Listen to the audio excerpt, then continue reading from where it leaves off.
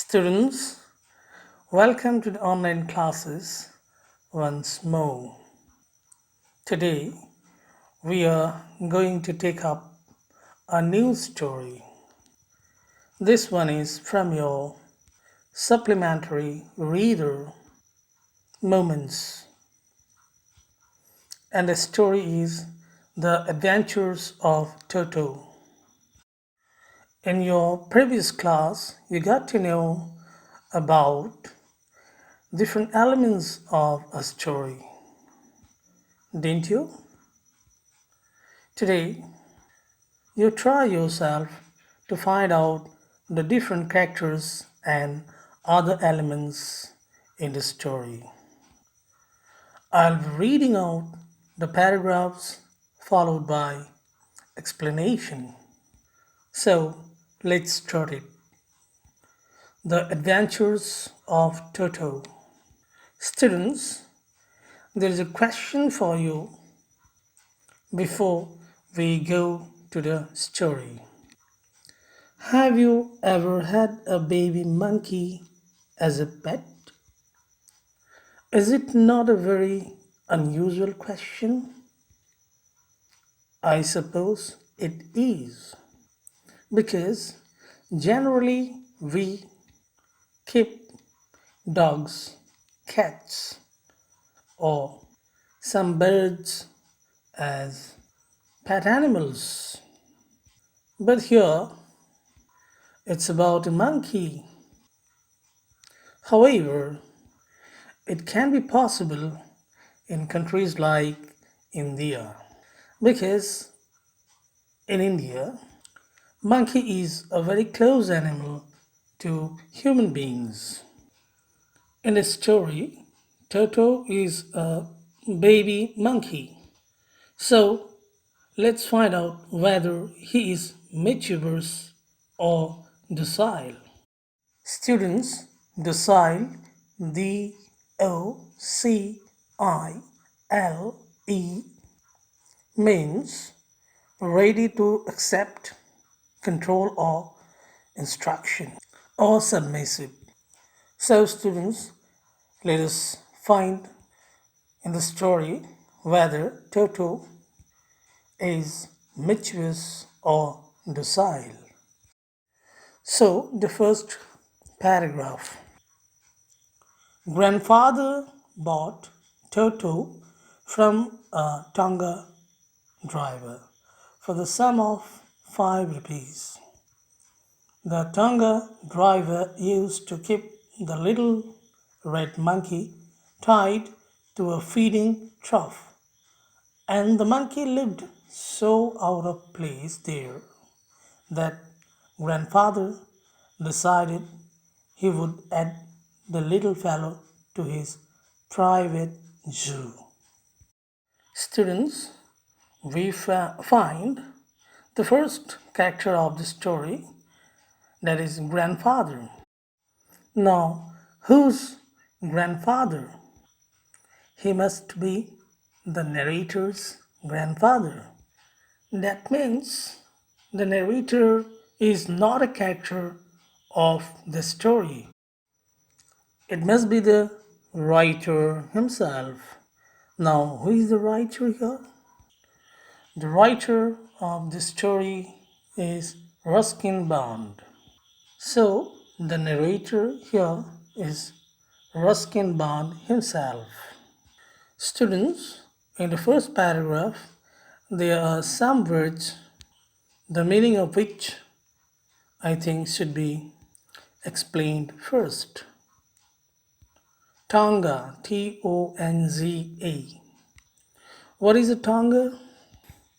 It is a carriage driven by horse or a mule. Then feeding trough, a trough where food is kept. Trough is a long, narrow, open container. Out of place. Out of place means a situation or a setting where one is or one feels inappropriate to be in. Now let's understand the paragraph. Toto was a monkey who had been brought by grandfather from a Tonga driver for 5 rupees. When grandfather saw the little red monkey, that is Toto, tied to a feeding trough, that is a food container, the monkey seemed to be out of place. That means it was not an appropriate place for the monkey to be there. So grandfather decided to take him home and keep him in his private zoo. So students, we understand why grandfather had brought Toto from the Tonga driver. The next paragraph. Toto was a pretty monkey. His bright eyes sparkled with mischief beneath deep set eyebrows, and his teeth, which were a pearly white, were very often displayed in a smile that frightened the life out of elderly Anglo Indian ladies. But his hands looked dried up as though they had been pickled in the sun for many years. Yet his fingers were quick and wicked, and his tail, while adding to his good looks, grandfather believed a tail would add to anyone's good looks, also served as a third hand. He could use it to hang from a branch, and it was capable of scooping up an delicacy that might be out of reach of his hands. In the second paragraph, we find that the physical appearance of Toto has been talked about. Toto was a pretty monkey. That means Toto had a beautiful look. His eyes were bright, but his eyebrows showed that he was a mischievous monkey. His teeth were white, the writer says pearly white, and when Toto used his teeth to smile, elderly Anglo Indian ladies often got frightened. That means Toto had a terrifying smile. But the skins of Toto's hands looked dried up. The writer uses here a simile. Students, do you remember what a simile is? Simile is a literary device used to compare two dissimilar things. Here, the writer brings in a comparison of pickles dried up under the sun to show the dryness of the hands of Toto. The writer says, however, the fingers of Toto's hand were quick and wicked. Students, when we hear about quickness and wickedness of fingers, it comes to our mind picking up of things very quickly or stealing things. So Toto used to pick up things very quickly, or maybe he stole things very quickly. Now the narrator talks about the tale of Toto. Toto had a beautiful tail, and it increased the beauty of his body. In other words, it added to the beauty of his body. The tail served Toto as a third hand also. Here, third hand refers to extra help. Toto sometimes used his tail to hang from a branch, sometimes to lift off himself, to catch things of fineness. Here, delicacy means things of fineness, good things, to which his hands did not reach. Next paragraph. Grandmother always fussed with things at home. So we are going to get some of the things she disliked. So I'm reading out the paragraph here.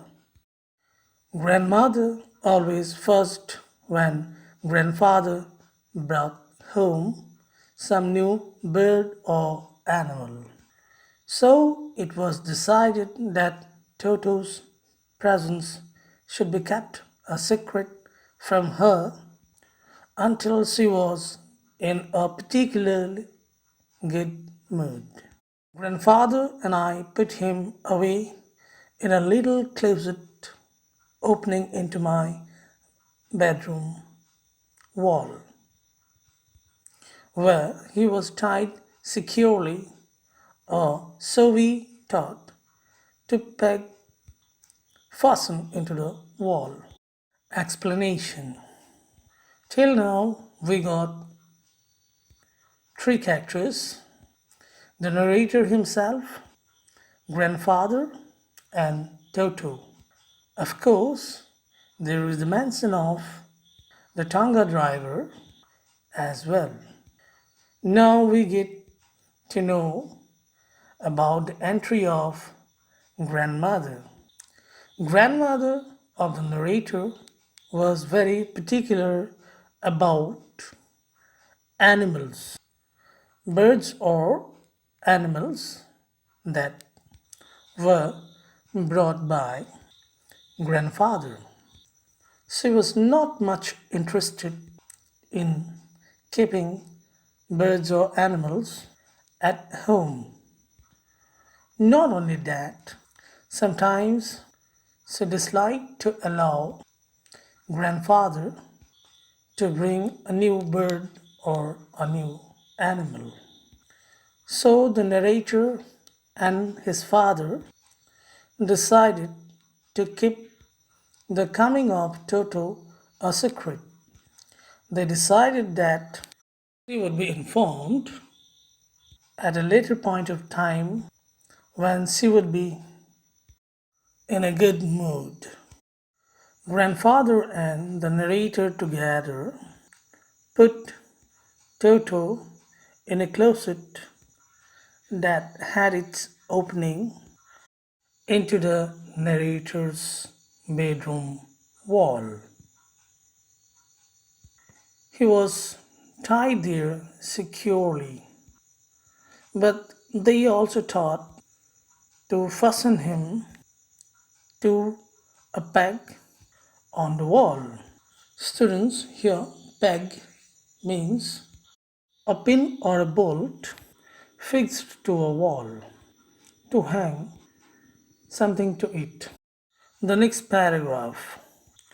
A few hours later, when grandfather and I came back to release Toto, we found that the walls, which had been covered with some ornamental paper chosen by grandfather, now stood out as naked brick and plaster. The peg in the wall had been wrenched from its socket, and my school blazer, which had been hanging there, was in shreds. I wondered what grandmother would say, But grandfather did not worry. He seemed pleased with Toto's performance. Explanation. Students, we have till now found that Toto had been tied to a peg fixed to the wall in the narrator's room. The narrator and his grandfather thought that Toto was totally secured now. But when they came back after few hours, they found everything topsy-turvy. Students, topsy-turvy means in a very disordered manner. They found that Toto had released himself from the peg. He tore some ornamental papers of grandfather, which grandfather had put on the wall to hide the bricks and plaster. The peg, that is the screw on the wall, came out from its socket, and the narrator's school blazer was torn into pieces by Toto. Shreds. Shreds means strip of material. That means the blazer turned into only some strips of material, not a blazer. Now, the narrator was frightened and wondered at the activities of Toto. He thought what his grandmother would say, but he was surprised to see that grandfather was not worried least. On the other hand, he was very pleased to see the activities of Toto because he knew that those were the natural activities of a monkey. Next paragraph. He is clever, said grandfather. Given time, I'm sure he would have tied the torn pieces of your blazer into a rope and made his escape from the window. Explanation. Grandfather was happy and he stood with the conclusion that Toto was an active monkey.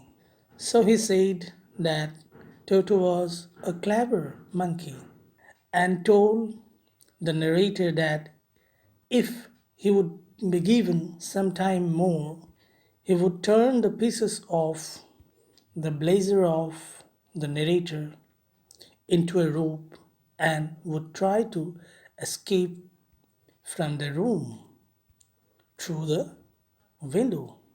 That is a very usual expectation.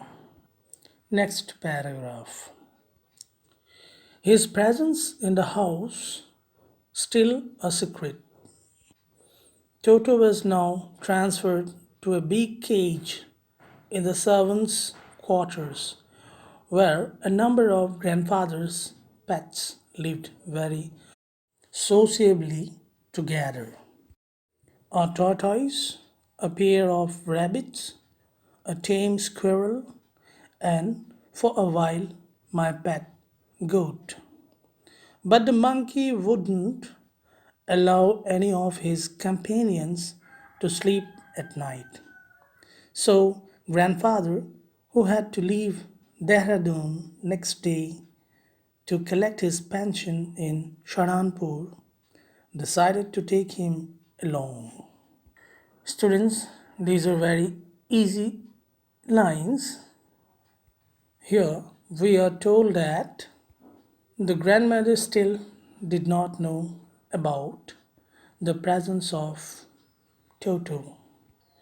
Without her knowledge, Toto was now transferred to a big cage in the servants' quarters, where there were some other animals also, like a tortoise, a pair of rabbits, a tame squirrel, and a goat. Grandfather knew that Toto was a newcomer and he was also very mischievous. So he knew that Toto won't allow other animals to sleep properly at night. Grandfather was going to Saharanpur to draw his pension the next day, so he decided to take Toto along with him to Saharanpur. Next paragraph. Unfortunately, I could not accompany grandfather on that trip, but he told me about it afterwards. A big black canvas kit bag was provided for Toto. This, with some straw at the bottom, became his new abode. When the bag was closed, there was no escape. Toto could not get his hands through the opening, and the canvas was too strong for him to bite his way through. His efforts to get out only had the effect of making the bag roll about on the floor or occasionally jump into the air, an exhibition that attracted a curious crowd of onlookers on the Dehradun train platform. Explanation. The narrator did not know about the departure of grandfather to Saharanpur. He was only told later on. Grandfather went with Toto to Saharanpur the following day. How to take Toto with him was a big question. So, grandfather put Toto into a big black canvas kit bag with some straw at the bottom of the bag. That was Toto's new abode. Students, abode means a place to live in. There was no possible escape from the bag once it was closed. The canvas was too hard to be torn away by Toto. Toto could only roll himself inside the bag or could jump a bit in the air. He did it, and that attracted some of the passengers on the Dehradun railway platform. The curious crowd on the platform wanted to know what was there inside the bag. Next paragraph. Toto remained in the bag as far as Saharanpur, but while grandfather was producing his ticket at the railway turnstile, Toto suddenly poked his head out of the bag and gave the ticket collector a wide grin. Explanation. So Toto did not disturb anyone till grandfather and he reached Saharanpur. But something happened strange. When grandfather was showing his ticket to the ticket collector at the railway turnstile, students, turnstile means a gate that can be rotated in a circular manner, or in other words, a revolving gate. And Toto here poked his head out of the bag. That means Toto got his head out of the bag and looked at the ticket collector with a grin. You can say grin also. Grin means to smile, showing the teeth, or to react, showing the teeth. Students, let's stop here for today. I'm giving you a writing along with this explanation. Thank you so much. Meet you next time.